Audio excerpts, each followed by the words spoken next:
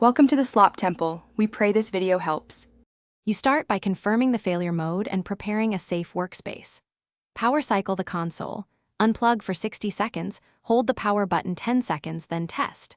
Once done, ground yourself with an ESD strap and organize tools, Torx, Phillips, Spudger, multimeter.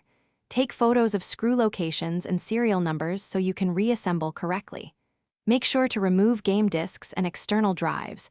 This prevents damage during inspection. This step saves minutes and avoids costly mistakes later. You now move into careful inspection and targeted repair. Open the chassis using your photos as a map and keep screws sorted and labeled. Inspect the motherboard for blown capacitors, lifted traces, loose ribbon cables, and heat discoloration. These reveal root causes.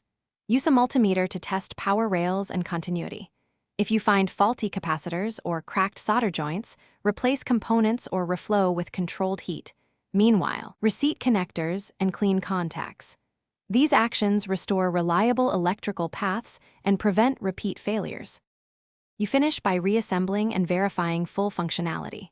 Reassemble in reverse order, confirming every connector clicks and using correct screw torque so nothing warps.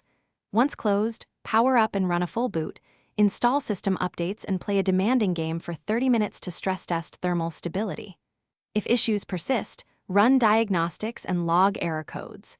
A key troubleshooting tip: if intermittent power or no boot occurs, swap the power supply first. Power problems often mimic board failures, so